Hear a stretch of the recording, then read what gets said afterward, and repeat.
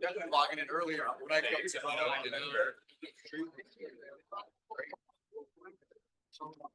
Help to write out all the letters that they cross. Probably has like a roll cage. By show of hands, how many of you have heard of the little book, Jonathan Livingston Seagull? And all right, there's some people back there. This was a very, very popular book back when I was alive, back in 1973, 74. It was the book that everyone wanted to read because it was really short. And it had a wonderful, wonderful gospel message in it. Thank you so much. Jonathan was just a little bit different than all the other seagulls. All the other seagulls were just, fighting over scraps of food. But Jonathan wanted to learn how to fly faster and faster and faster. And he kept on trying, he kept on failing, but he just pick himself up and try again to go faster and faster. And eventually, he ran into some other seagulls that were trying to go faster and faster. And they taught him things that helped him improve. And then finally, a teacher came along that taught him how to just think about where he wanted to be. And he would be there.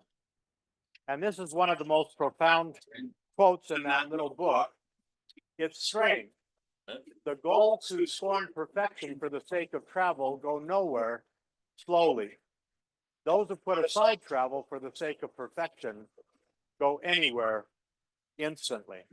And that's the way it is in our lives. If we are constantly just trying to get through the day and get ahead in our bank account or get a good grade, we're on a treadmill. We're not getting anywhere. But if we're trying to improve ourselves in an eternal sense, eventually we go anywhere instantly. Is someone willing to give an opening prayer for us today?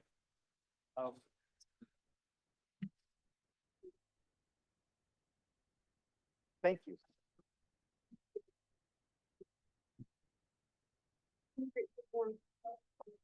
Today.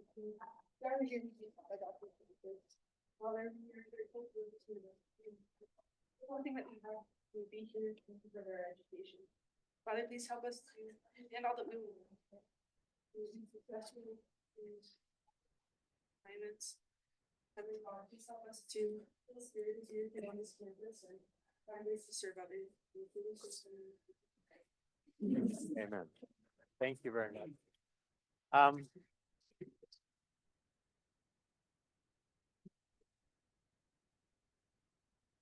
Get my clicker to work. There we go.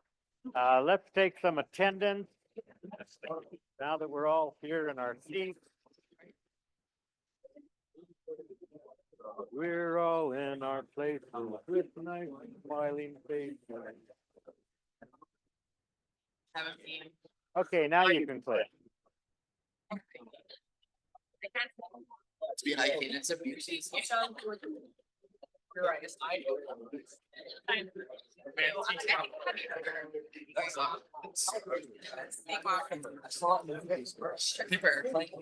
be like if plug in.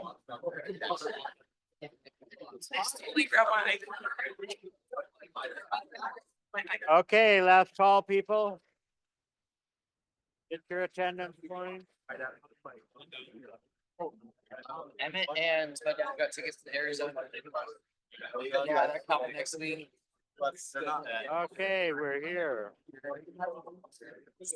Oh, I told them you're gonna text them.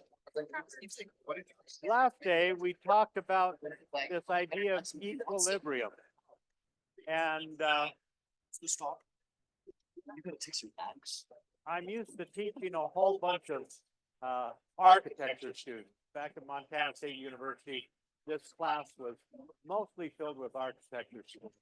And so equilibrium problems were a huge deal. Because when you're an architect, you would like your building to, well, not accelerate unless you're you know, designing a mobile home. And so, but we find a whole class of problems that are equilibrium problems. And the way we recognize them is by looking for that phrase there, constant velocity.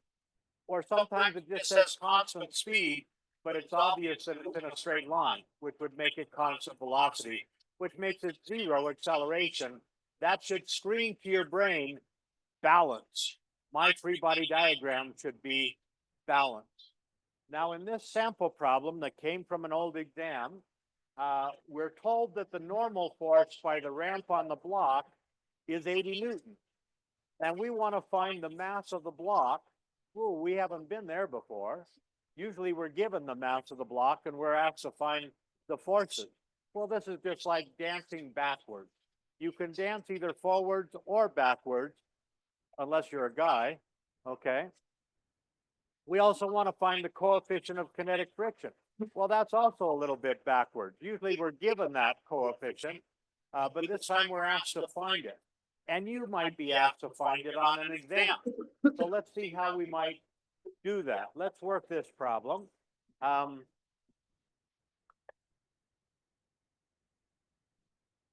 The first step in any dynamics problem is to draw a free body diagram. And so if I draw a free body diagram for that block, the first force I put on that diagram is the gravitational force. And I don't know what that is. If I knew what that was, I'd know what the mass was, which is what I'm looking for. Then I ask, are there any magnets in this problem? No, be patient, they're coming. So what touches the block? Well, the ramp. Does a push or does a pull? Not a thread, not a chain, not a rope, not a string, the other thing. So it pushes. Whenever one thing pushes, there will always be a normal force by the ramp on the block. There may also be a friction force. Is there one in this case? Well, yeah, I know because it's going at constant velocity down a ramp. If there was no friction, it'd be speeding up. I also know because I've been asked in this problem to find the coefficient of kinetic friction. So there has to be a friction force. It's going to be the scraping friction, which is always equal to mu sub k times the normal force. In this case, this is the ramp acting on the block, and so this is the normal force by the ramp on the block. So far, so good. Now, I told you over and over again that whenever you have a ramp problem, what you want to do is tilt your head so that you are lining up the coordinate system with the hill. And so in this case, that would be like this. Now, when you do that, all of the forces on your free body diagram are either lined up with the y-axis or the x-axis, except for one. It's always the same one, the weight force. Now, folks, listen to the old man talk for just a moment. This is important. The most common mistake that's made on this next exam, the most common mistake where people lose the most points, is by breaking up that weight force the wrong way. I've seen a myriad different ways to break that up, but there's only one way that's right, okay? So you should learn that way. Look in the direction of the normal force by the hill or ramp and go the other way until you can, what? Do I go all the way down here until I can come straight across? No or heck no? Heck no, no. I just go far enough to where I can take a 90-degree turn. That's got to be 90 degrees there. So that this is the hypotenuse and these are the sides. In that case, this would be the y part of the weight, the part that's lined up with the negative y axis, and this would be the x part of the weight. And then you throw away the original and use the parts. Now, we were given the fact that the normal force was 80 newtons. Well, with acceleration equal to 0, this diagram has to scream balance. And if I've got 80 newtons in the positive y direction and only one force in the negative y direction, this y part of the weight has to be 80 newtons. And if I know that that's 80 newtons, and I know that this angle, remember that's got to be the angle of the hill, or 37 degrees, I can find the hypotenuse, can I not? I mean, before, we always said, well, the y part of that weight is going to be the total weight times the cosine of 37 degrees. And we, in the old days, in the before times, we always gave you the mass. You had the total weight. You just took the mass and multiplied it by 10. So you had this from your calculator, you could find that. But again, we can dance backwards. If I know that this is 80 newtons, and I know that the cosine of 37 degrees is 0.8, well, can I find the total weight? Yes. Yeah. If you can divide, okay, just divide both sides by 0.8. And what I get is the total weight is equal to 100 newtons. Okay. And that tells me that the mass of the block has to be 10 kilograms.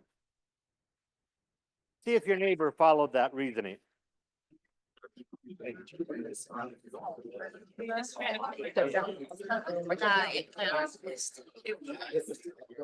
They're like, are you?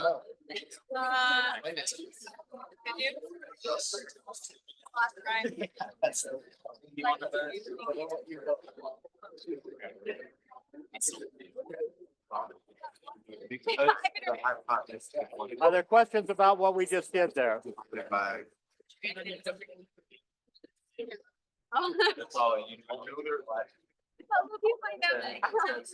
Yes, sir.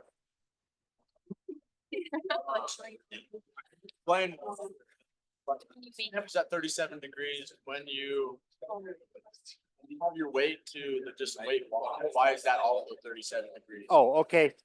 You remember in class when we drove a spike through a board and hung a plumb bob? Yeah. Well, this is the spike and this is the plumb bob. And if this hill were flat, the spike would be straight down and the plumb bob would be straight down. But if I move the board, the hill, if you will, up 37 degrees, I move the spike away from straight down by 37 degrees. But the plumb bob keeps going straight down. And so I'm assured that the angle between this spike, which is the y part of the weight, and the plumb bob, which is the true weight, always has to be the same as the incline of the hill. Okay. Well, now let's go and find the second part of this problem was find the coefficient of kinetic friction. In the past, we've always been given that, and then we use that to solve the problem. But in this case, we're asked to find it. Well, I know that if this is a 37-degree angle, this is going to be a 3, 4, 5 triangle. And this is 4 times 20. And this is 5 times 20. And so this must be 3 times 20. And that's going to be 60 newtons. Now, if that didn't speak to your gut, if that didn't resonate with your soul, you could say that the x part of the weight is going to equal the total weight times the sine of 37 degrees. And if this is 100 newtons, we just found that, and the sine of 37 degrees is 0.6, well, that's going to give me 60 newtons. Okay, either way you do it, you get 60 newtons. Again, this diagram has to screen balance in both the y direction and the x direction. So that means that this must be equal to 60 newtons. I've got just as much force down the ramp as I have up the ramp. And now if I use my formula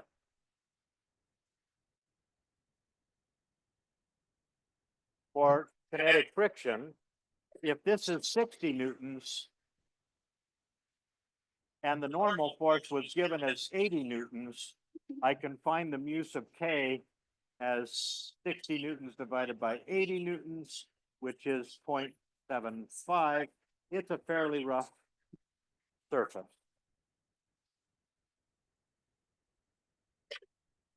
I have a feeling, I just have a feeling that you will have to find a coefficient of kinetic friction on that next exam. It's just in my gut, I feel it. So, how come we not do this? Yes, sir.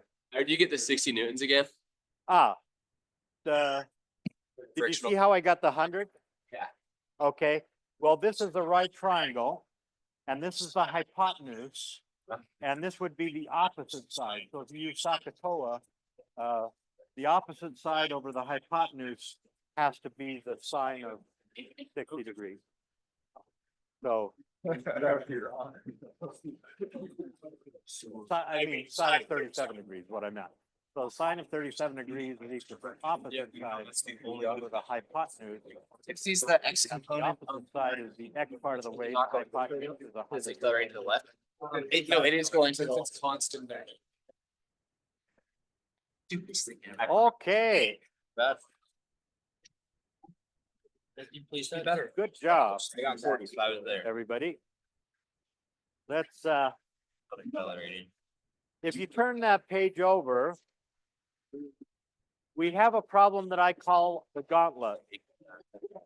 When I started teaching at Montana State University some 32 and a half years ago, I didn't do so good at writing exams.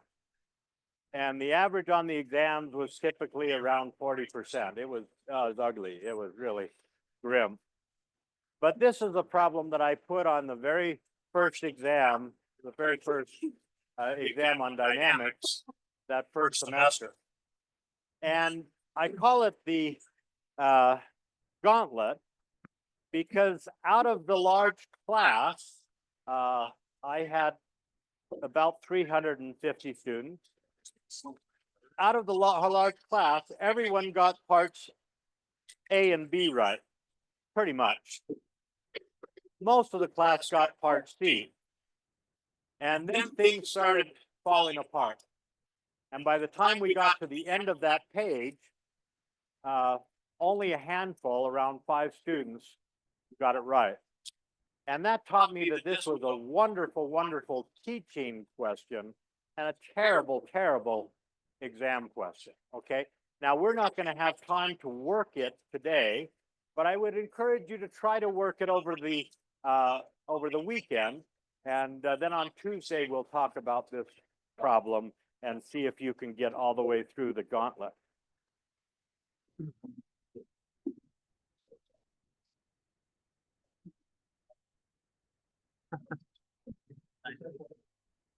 Okay. Today, we're going to talk about uniform circular motion. And my question is, for uniform circular motion, what's uniform? Okay, so I'll try not to make it so that no babies are harmed here. So if I'm maybe over here, if I'm going in uniform circular motion, what is it that's uniform? Raise your hand, brave soul. Where are you? Can't see you. Acceleration? Okay. We learned in the second tutorial that if velocity's out my front windshield, acceleration has to be 90 degrees. Is that vector staying the same? No. What's staying the same? not the velocity, because that's the velocity. That vector is not staying the same. Oh, Raise your hand so I could, yes. Speed, yeah, it's just speed, just speed. You put your car in cruise control and you make a circle, okay? Now, if you have that kind of motion, we know the velocity is out the windshield, which is going to be tangent to the circle. And we know that the direction of the acceleration has to be 90 degrees to the velocity. For a circle, that points towards the center. That points towards the center, okay? Now, what we don't know, not yet, is the magnitude of that acceleration. And that was what Galileo gave to Newton so that he could calculate the acceleration of the moon, okay? And we're going to find out how to do that right now. Galileo, his great genius was in making things that seem complicated very, very simple. And I'm going to show you the derivation that he used to find the equation for this acceleration of going in a circle. We call it centripetal acceleration. Centripetal just being Greek for center seeking, towards the center. Now, this derivation is so beautiful, it makes me cry every time I see it. It may make you cry too. I don't know. We'll see. Okay. Galileo said that if you were going around this circle at constant speed, your velocity vector would always have the same length. So if this were, let's say this were your velocity at noon, and this was your velocity a little bit after noon, well, what's the acceleration during that time interval? And so what Galileo did is exactly what you did in the second tutorial. He took those two velocity vectors and he put them tail to tail because he wanted to see how different they were. What's the difference? What do I have to add to this one at noon to this one a little bit after noon? And he recognized that this angle here had to be the same as that angle there. See if your neighbor can see that those angles have to be the same. I trust it.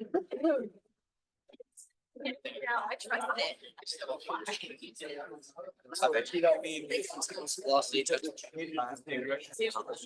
Okay.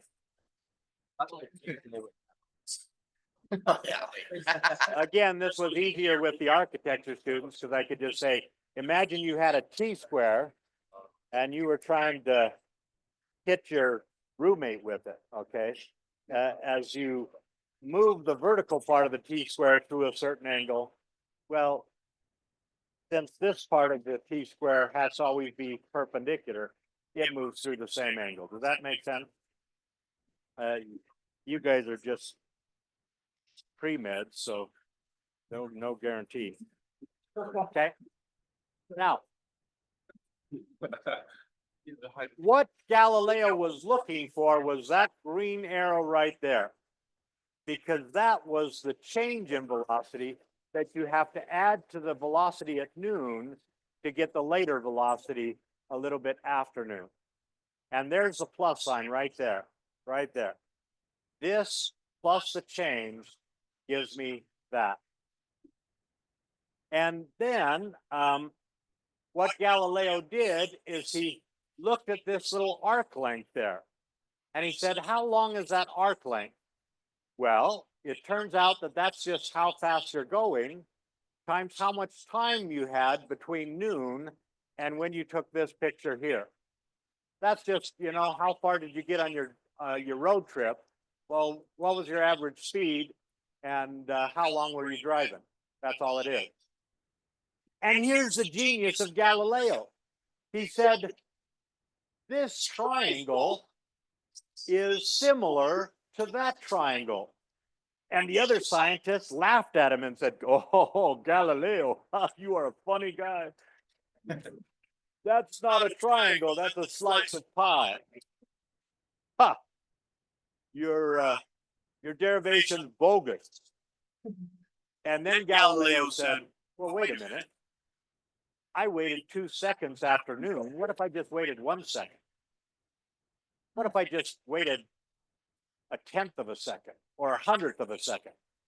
Well, in that case, this little curve right here on the slice of pie is going to get straighter and straighter and straighter.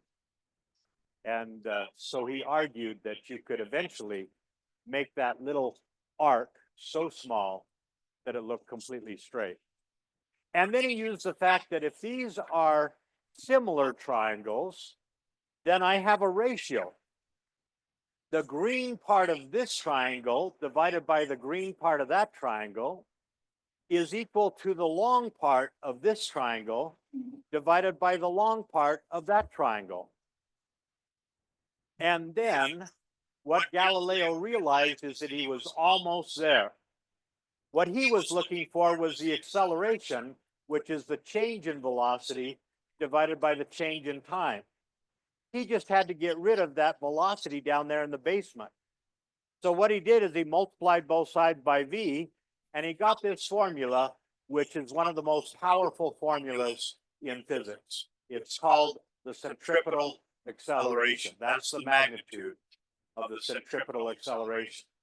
And you see that it depends on the speed squared and inversely proportional to the radius of curvature.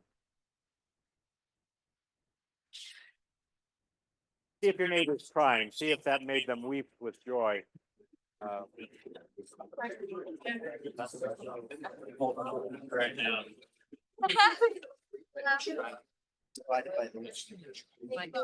Yeah, you know, sadness. That's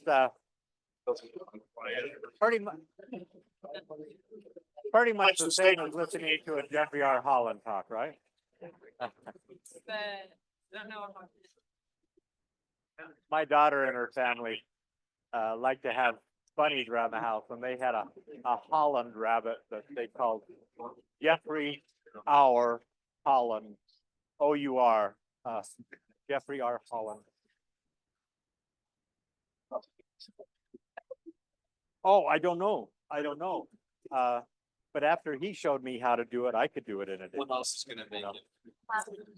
You know, that's a good question, because it's always so easy for us to just see what they did and say, oh, yeah, why didn't I think of that? But the same thing's true funny.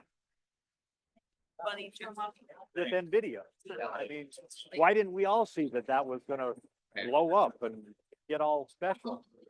I should have taken all the money I spent in video cards and put it in stock. Okay. Good question. Now, folks, I'm going to do this derivation my way, which is with PowerPoint. And so what I'm going to do, we're going to get the same equation, v squared over r for the acceleration. We're going to look at something going in a circle.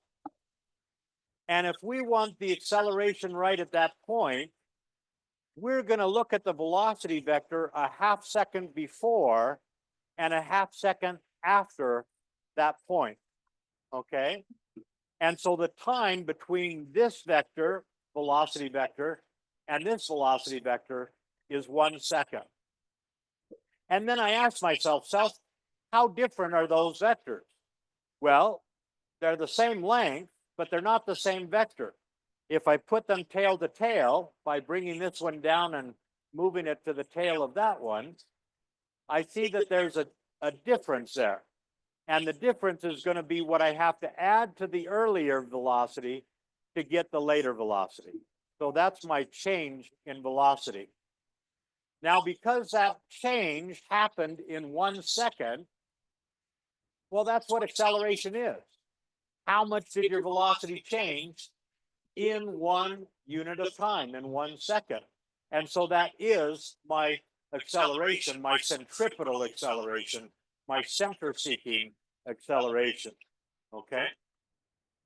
Now, what if instead of 30 miles an hour, it were 60 miles an hour that the object had? What would change in this picture? Tell your neighbor, what's gonna change in this picture? The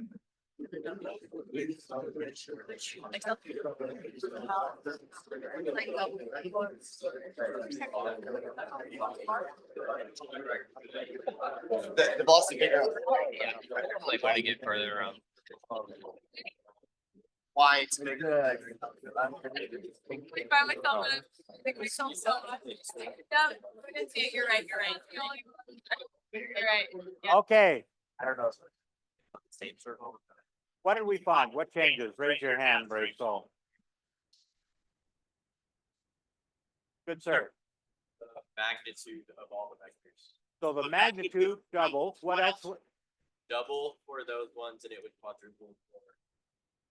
Ratio. Okay, so the length of these would double, and I don't hear very well. What was the other thing you said? Change. Why? Because it's squared.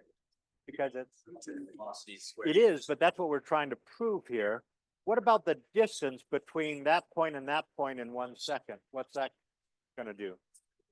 That has to double. If you're going twice as fast, you can get twice as far in a second. So what has to happen is they get twice as long, but they also get twice as far away from the dot. And so now when I add those together or put those tail to tail to find the difference, there's the difference. What I have to add to the earlier one to get the later one. And if we look at that carefully with PowerPoint, we find that it's exactly 4 times as long as the earlier vector that we got, if we're careful. And that's where the factor of the square comes in. You got one factor because your vectors get twice as long, and another factor because you're getting twice as far away from the dot during 1 second. See if your neighbor followed that. It's just like, it's a- it's Yeah, it is traveling twice. Okay. So what we just proved is that if we double the speed, the acceleration is going to quadruple. And so that means it must depend on the speed squared. Let's look at the radius. Again, if we go back to 30 miles an hour, but if we make that circle a tighter circle with half the radius, well, you know from experience that when you're going around a tighter curve in a car at the same speed, you feel more acceleration. You get thrown against the side of the car a little bit more. Okay, well, let's see how much more. If I find the change in velocity for the tight circle versus the big circle, what I find is that it is exactly twice as big for the little circle as it is for the big circle. So that means that I have an acceleration that is inversely related to the radius of the circle. And so what I get is the same equation that I got before. Centripetal acceleration is just a special name for the steering wheel acceleration for objects moving in a circle at constant speed. Okay, it's perpendicular to the velocity because you've got constant speed, and in a circle that points towards the center of the circle. And this is the new part. Okay, the new part is this formula right here, which will be on the front page of your exam. The centripetal acceleration. Again, centripetal meaning center seeking in Greek. Center seeking, pointing towards the center. Question. Okay, maybe it's time for a field trip. I'm gonna turn down the lights. This is the rotor. It's what we used to call the gravitron. I got a little movie here. That's what they were wearing back when I was alive. Okay.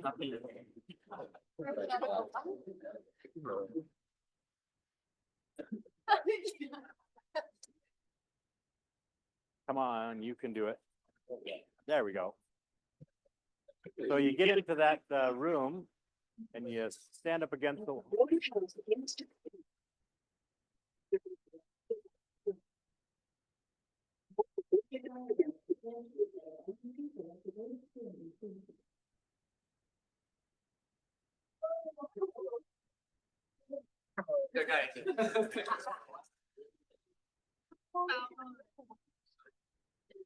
Okay, watch that ball. Watch the ball. How the beach ball moves.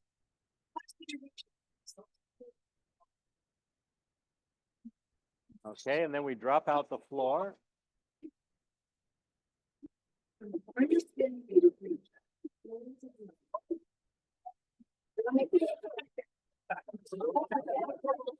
They're having fun. That's what's happening.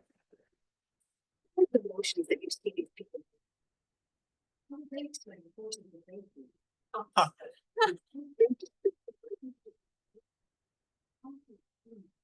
That's a carny.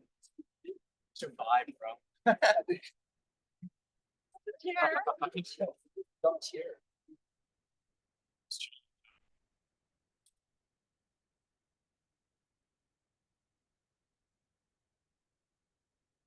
That's a physics professor. Okay. Well, that was a fun little field trip.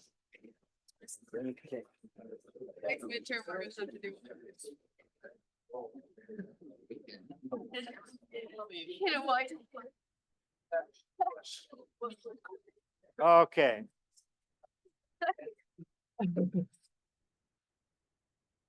Let's talk about that beach ball. What direction is the net force on that ball? Tell your neighbor real quick. Outside of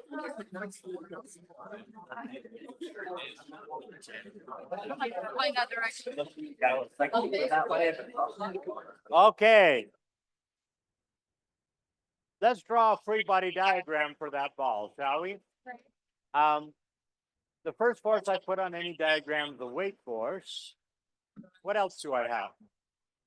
Raise your hand, Brave. So come on, let's participate. Yes, sir. Normal force, okay. Which way? The ball, I guess, has a tension force. Tension force, okay, and that has to be along the string. Okay, what else? What else? I gotta take it.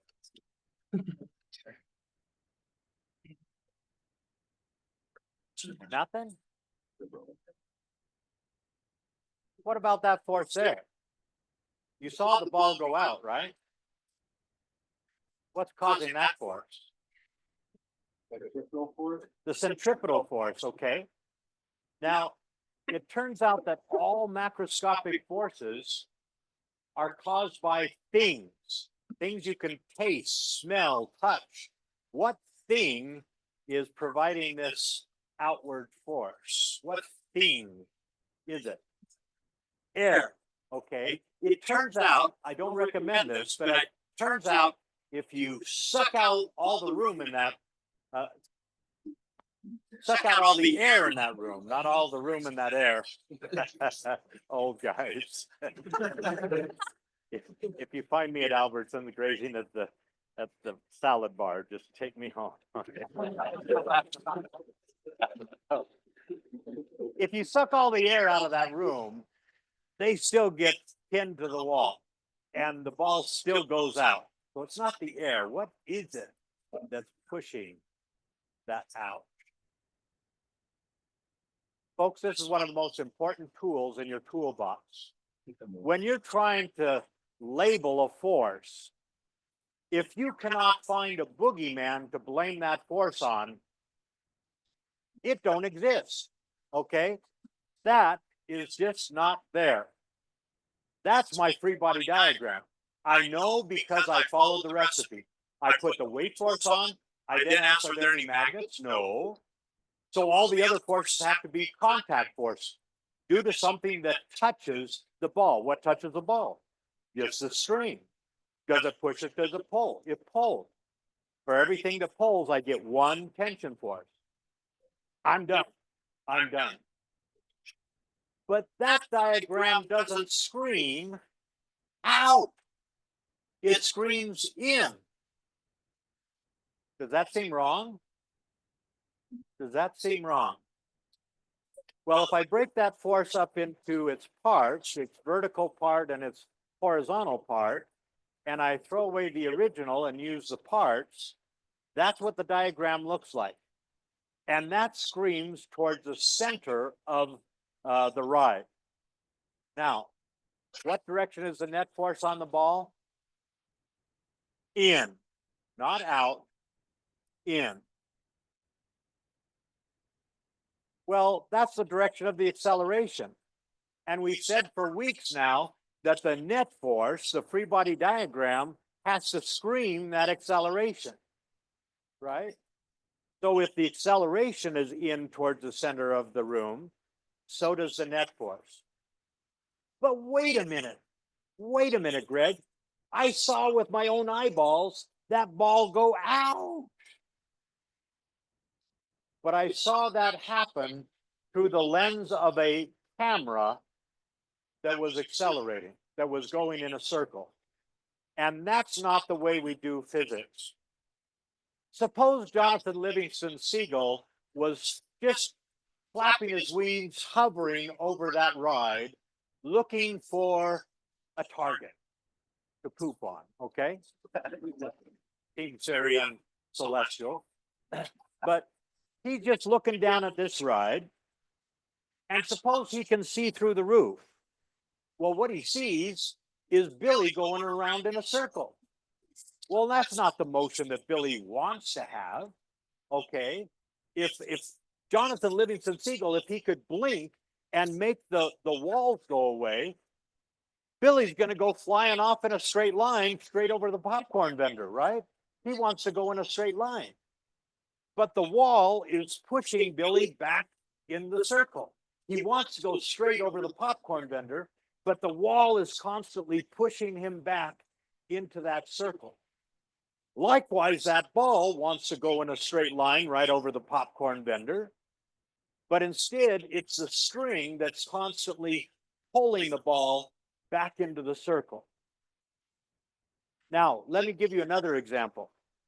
Suppose you're out on a big old pond of ice with ice skates, and you're there with a friend, and she's over there on the side of the pond, and all of a sudden she comes racing towards you and she screams, "Make me go in a circle." You're terrified. It's your first date, okay? And so you dig in with your skates, you try to anchor yourself, and when she gets right next to you, do you push her? No, that'd be cruel. You grab her and you pull in for all you're worth to make her go in a circle. The force is in, not out. It seems like it's an outward force only because you've got inertia. You want to keep going straight, but I need an inward force to make that circle happen. See if your neighbor is on the bus with that. See if your neighbor is on the bus. But you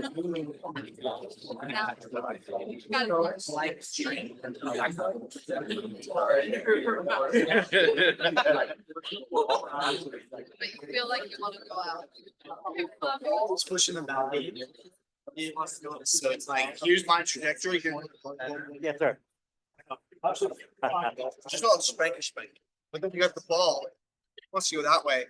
It's being pulled in by the string. Okay.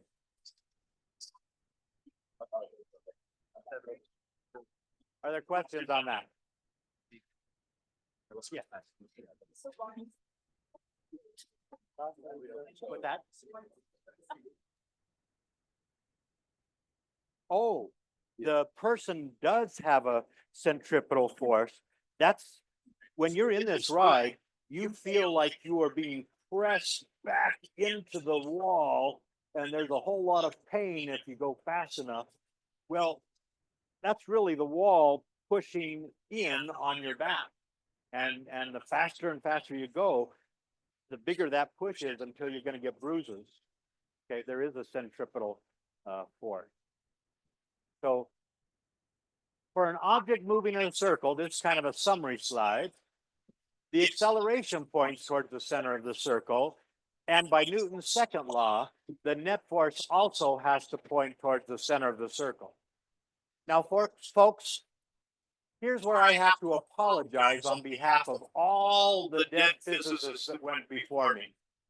Because we did something very unwise, very unwise. We gave this net force a name. And those of you that grew up on a farm know that that is dangerous. If you name that pig, you can't eat that pig. Okay, that's now a pet. Okay, and when we named this net force, the centripetal force, a lot of beginning students got confused. They thought that there was a new force. There's a friction force, there's a normal force, there's a gravitational force, and a centripetal force. No, it's not a new force. It's just a name for the net force. And remember, the net force wasn't a real force. That was just a vector sum of all the real forces. It was a mathematical idea. Okay. Now, Greg seems worked up about this. And that's because I've seen the damage that this name has done.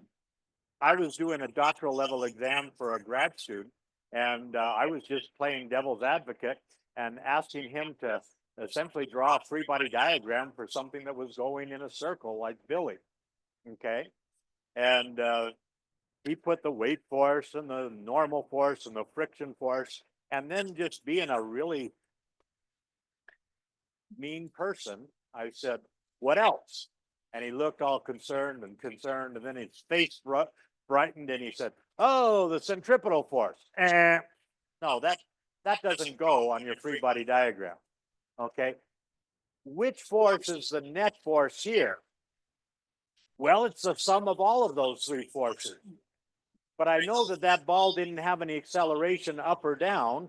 So that means that this y part of the tension has to be equal to the weight of the ball. And that means that the unbalanced force, the extra force, the force that's causing the acceleration, is this x part of the tension. Okay. So it's not a new force. It's just the sum of all the real forces. Okay. Now, what about the centrifugal force that Madonna sings about? She wouldn't lead us astray, would she?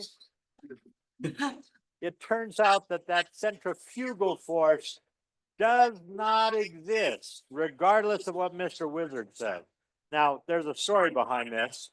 At MIT back in the day, they were very advanced in that they had their own TV channel where professors could get on and help people with their homework.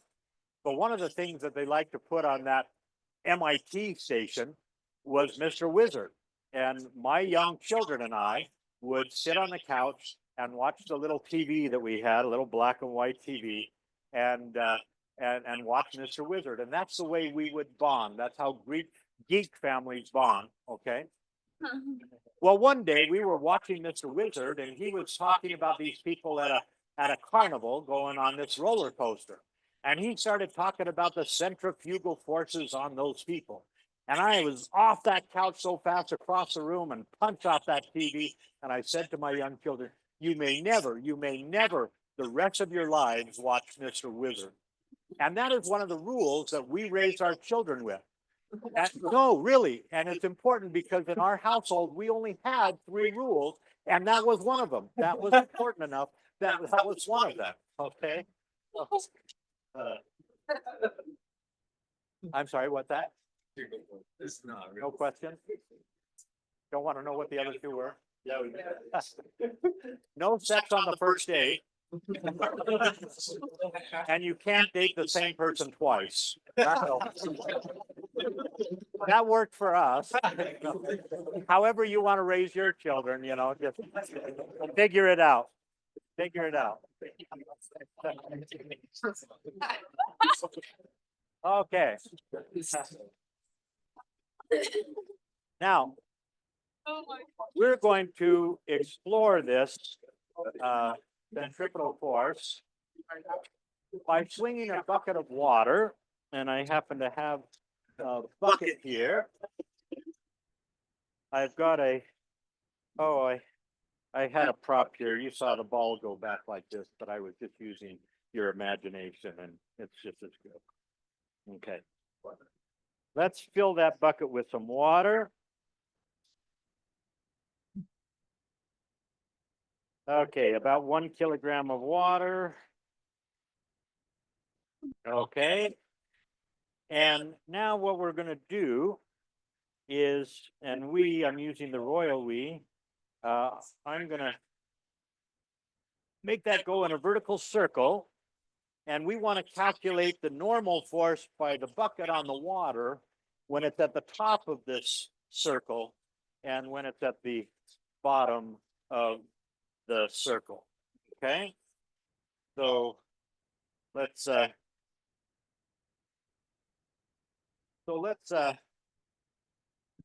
the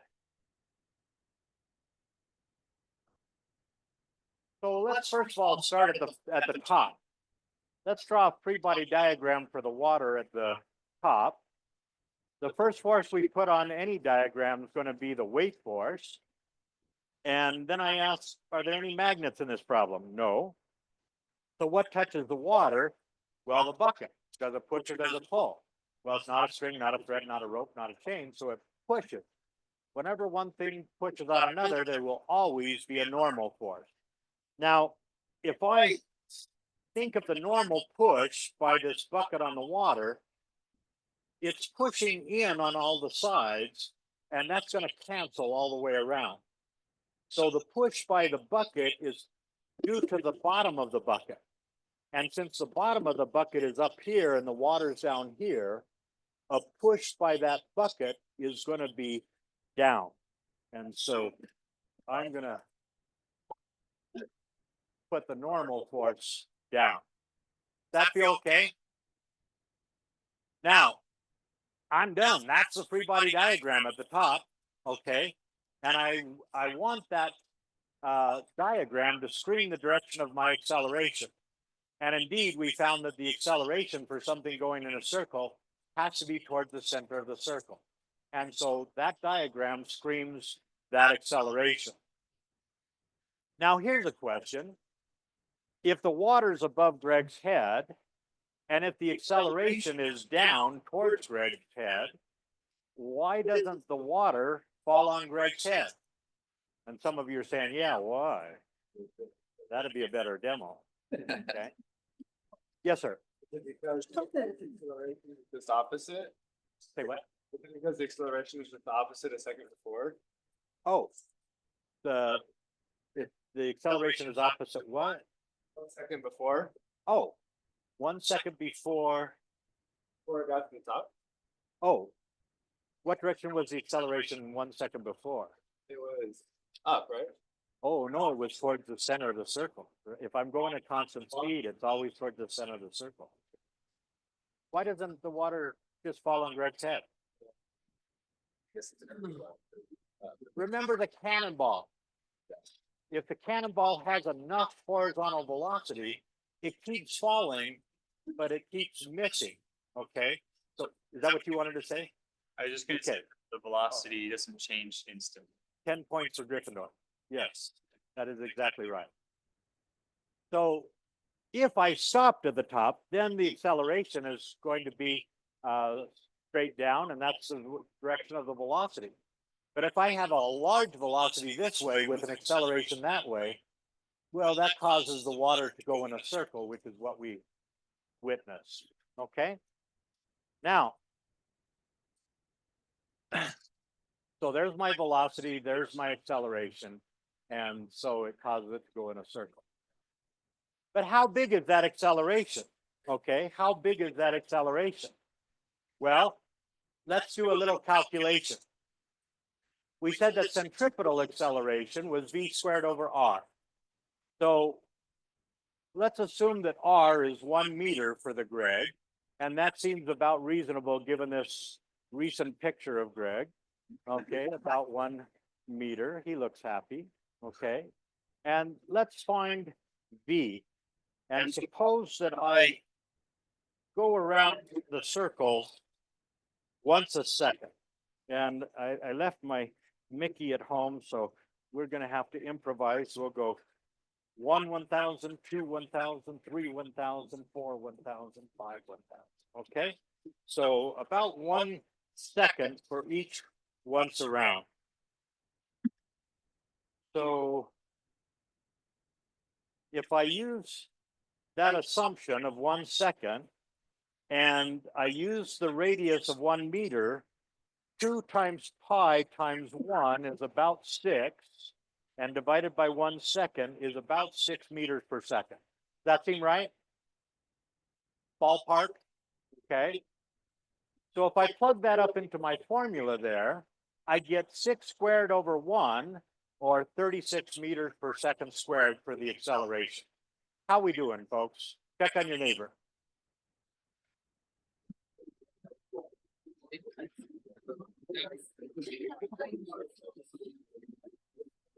Or that's the circle. Okay, now I have an important question for you. Do I want to take the total acceleration as 36 meters per second squared that we just calculated? Or do I need to add gravitational acceleration to make it 36 plus 10 or 46 meters per second squared? With our clicker, people, let's vote on that.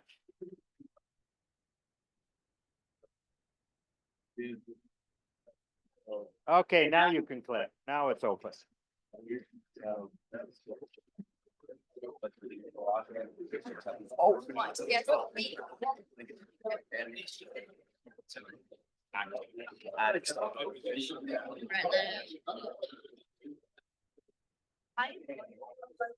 I would say. I feel like yes. It is. Okay, let's see how we voted.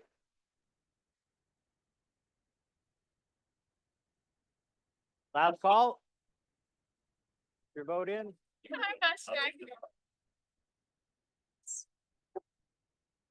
Okay, we said 36. And that is indeed the correct answer, people.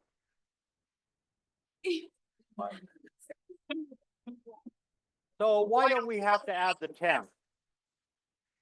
And that's because that formula v squared over r is general. When we did the calculation to get that formula, we didn't care whether this was a horizontal circle or a vertical circle. It didn't matter. All that mattered was how different is that earlier velocity vector different than that final velocity vector. It had nothing to do with whether there was gravity involved or not gravity involved. We were just using the operational definition of acceleration. How much does velocity change in 1 second? Okay, we took those two vectors, we found the change vector. That change happened in 1 second, and so that was the centripetal acceleration. Now, that centripetal acceleration is caused by the net force. Some of that acceleration is caused by the gravity. Some of it's caused by the push by the bucket, okay? But this total force, the net force, add them up, is what causes that centripetal acceleration. Now let's find some numbers here.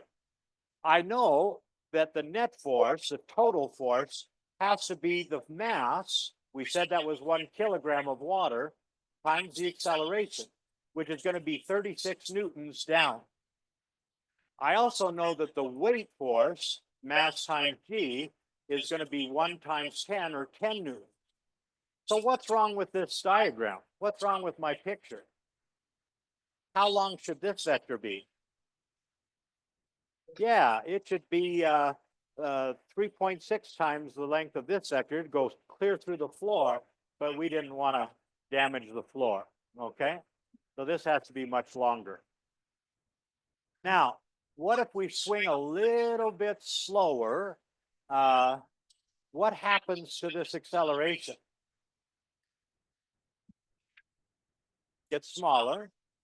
And what happens to this three body diagram?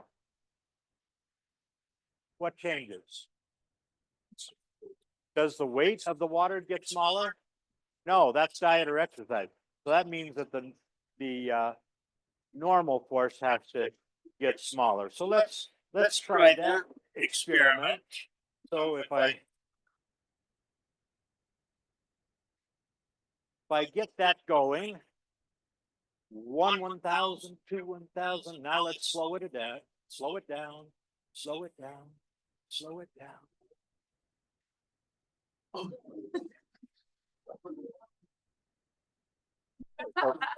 Not enough sponge, too much water.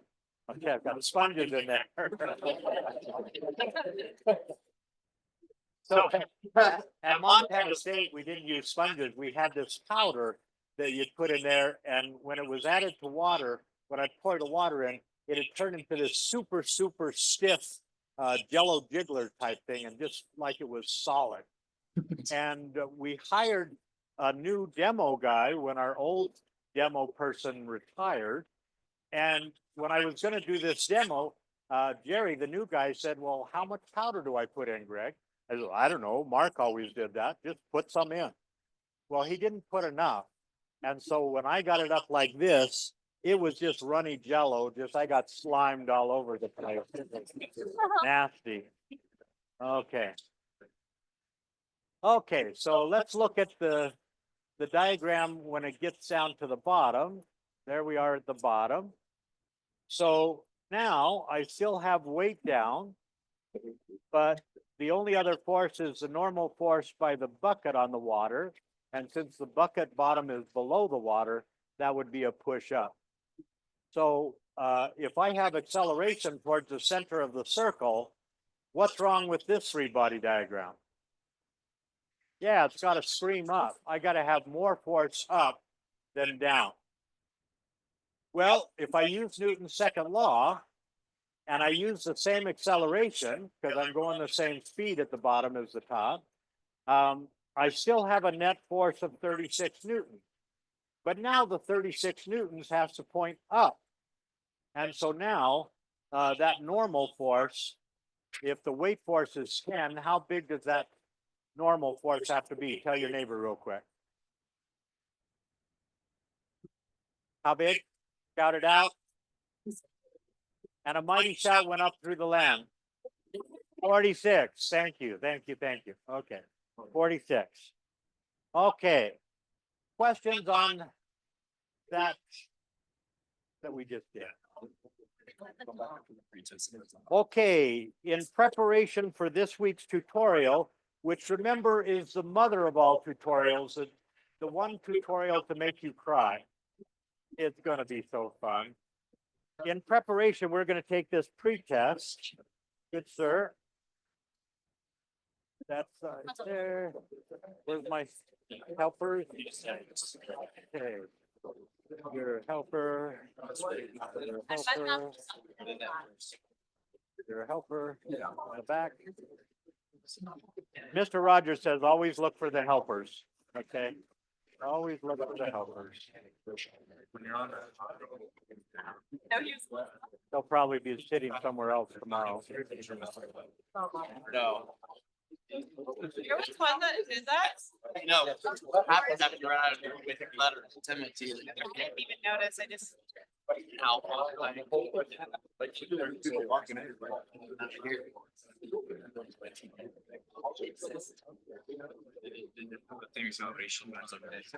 Thank you.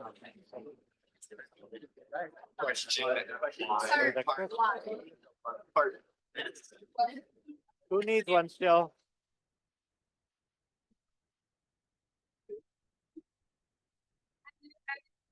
Just one? The whole row.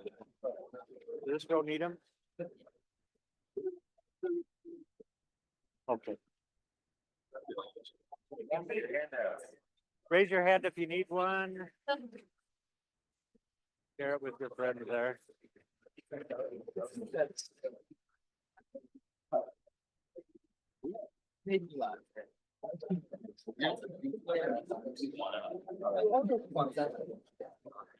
Like, I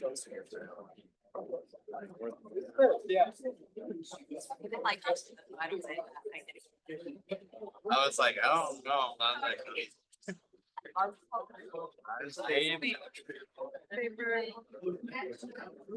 Okay, raise your hand over here if you still need one. Okay, coming down. Explain.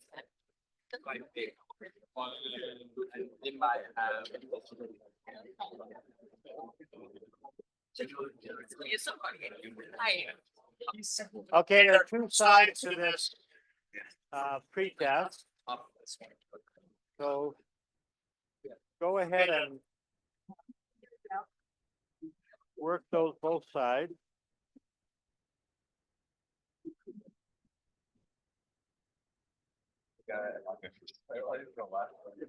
Averages.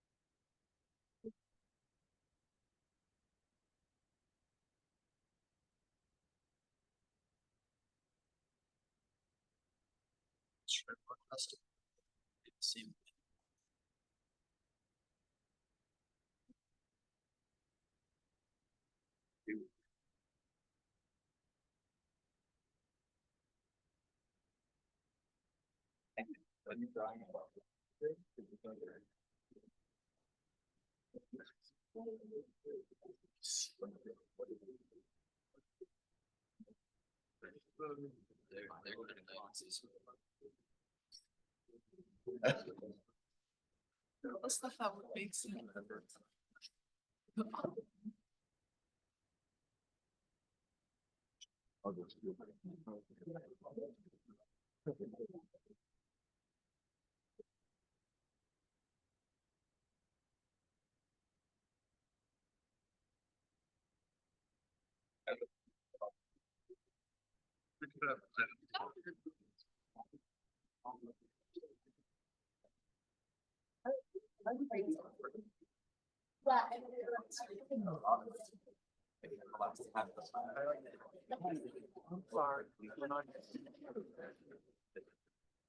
Go around to other things. The whole time, I just had like lost all. That. They leave it. Switch to the right ones there, but. Usually just scan it.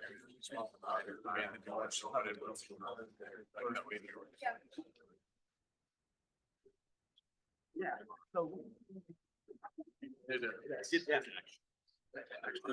For those confused, I wanna know what it is, but those one.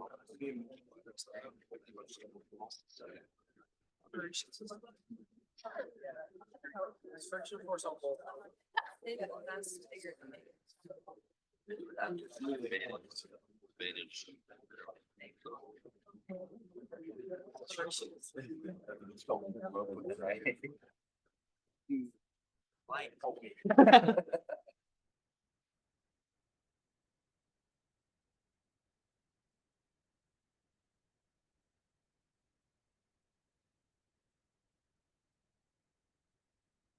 Okay, folks, I know that you haven't had time to work the whole pretest. But you've had enough time to think about the first page, the page that has this picture on it. And I just want to talk briefly about that and encourage you to finish the pretest before you go to this week's tutorial. Before you go to that tutorial, do both sides of that pretest, and that will help you in the tutorial. So let's just look at the first page. You're asked to compare the acceleration of book A to the acceleration of book B. Is the acceleration of book A less than, equal to, or greater than the acceleration of book B? With your clicker. Now you can click.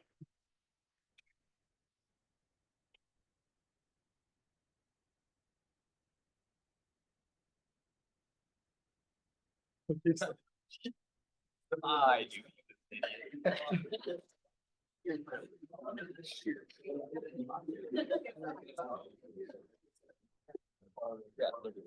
Okay, last call. I think we're just about there. Good, good. The answer is the same. And the reasoning here is not complicated. If we tie your back bumper to my front bumper, and then you go from 0 to 60 miles an hour in 4 seconds, so did I. Or one of us lost a bumper, okay? It's all about the fact that the rope doesn't stretch. It's not a bungee cord. When you move down the road by a foot, so do I. Well, let's look at this one here. The force exerted by string 1 on book A is less than, equal to, or greater than the force by string 2 on book B. Again, with your clicker one last time here.